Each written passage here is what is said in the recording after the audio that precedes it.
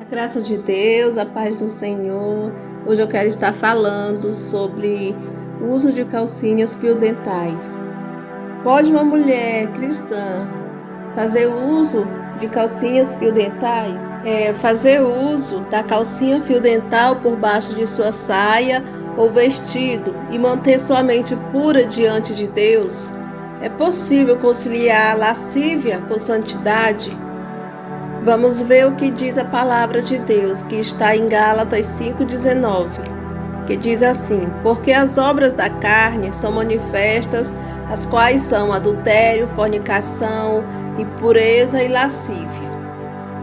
Muitas mulheres renunciaram à calcinha fio-dental após sua conversão ao cristianismo, por entender que a lascívia é uma obra da carne, como está escrito em Gálatas 5,19. Então a mulher cristã é libertada desse pecado e passa a ver a luz da Bíblia, um padrão de vestimenta adequada à fé cristã. A gente vê em 1 Tessalonicenses 5,23. E sua roupa, consequentemente, sofreram mudanças também. Amém? 1 Timóteo 2,9. Então a gente está vendo esse uso e costume dentro das igrejas, entre muitas irmãs que andam com esses costumes mundanos dentro da igreja. Pois, no meu entender, muitas mulheres cristãs ainda não estão libertas de comportamentos do passado, praticando a lascívia através de vestes sensuais, inadequadas, levando o homem a cometer o pecado do desejo sexual. Então, alguns cristãos modernos, aqueles mais liberais, defendem a tese de que a mulher casada pode usar ao menos entre 4 paredes para satisfazer o seu marido. Outros dizem que tanto uma mulher casada como a solteira pode usar desde que não exponha ao público. Deus condena a lascívia, segundo afirma em Gálatas 5,19. Deus ali está exortando o seu povo que os cometem a lascívia não poderão herdar o reino de Deus. A gente vê em Gálatas 5,21.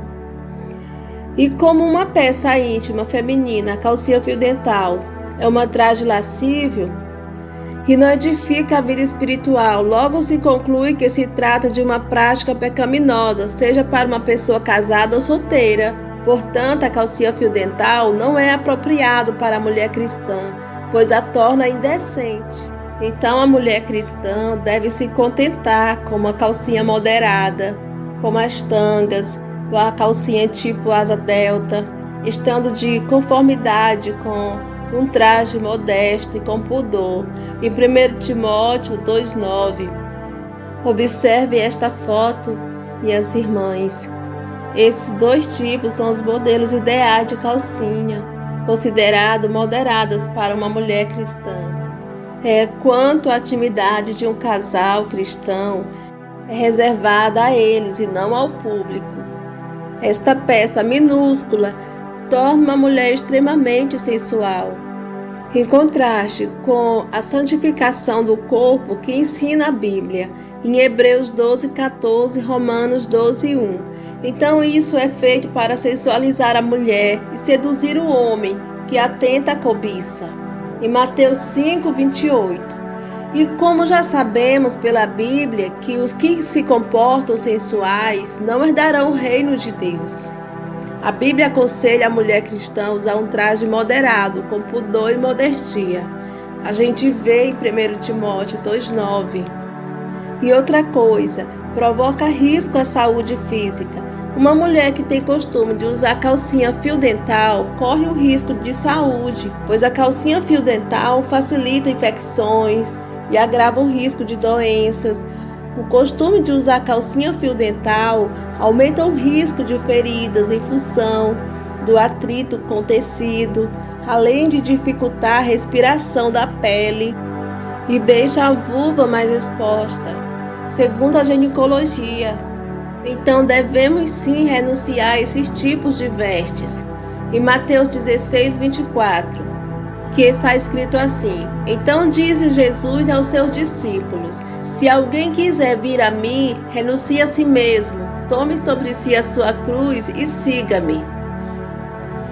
Então, a renúncia do eu no vestuário da mulher cristã significa renunciar a todas as roupas que deixam a mulher sensual. A Bíblia aconselha a mulher cristã a usar roupa com pudor e modestia. Tudo me é lícito, mas nem tudo me convém. Vamos para 1 Coríntios 6,12, o que diz a palavra de Deus. Todas as coisas me são lícitas, mas nem todas as coisas convêm.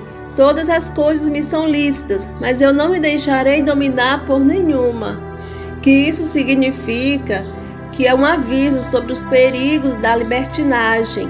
Em Jesus somos livres, mas não devemos usar essa liberdade para pecar. Nossas ações têm consequências e o pecado traz problemas. Aleluia, glórias a Deus. E esses crentes de Coríntio estavam usando a liberdade como desculpa para fazerem todo tipo de coisas que não eram boas, caindo no pecado e causando todo tipo de problemas para a pregação do Evangelho. Tem muitos cristãos que estão aprendendo que há liberdade em Jesus, mas ainda tem muitos que estão confundindo essa liberdade com o direito de fazer tudo o que quiserem, sem sofrerem as consequências, porque isso não é liberdade. Então, quando o texto fala tudo me é permitido, significa que Deus nos mostra o caminho que devemos seguir, mas Ele nos permite fazer nossas próprias escolhas. Cada pessoa é responsável pelas suas ações. Então, o pecado nos escraviza, mas Jesus nos liberta para podermos fazer o bem. A verdadeira liberdade é poder escolher o que é certo. Em Jesus, encontramos a liberdade para viver da melhor forma, rejeitando o pecado de todas as coisas negativas que ele traz. Em Gálatas 5:13. Então nós não podemos achar que nossa liberdade em Cristo nos dá o direito de fazer tudo o que a gente quer, sem regras. Mas quem está realmente arrependido não quer viver mais no pecado. Seu coração está voltado para Deus e escolhe seguir Jesus e seus mandamentos. Amém, meus amados irmãos? Fiquem todos na doce paz do Espírito Santo. Que Deus abençoe sua vida grandemente.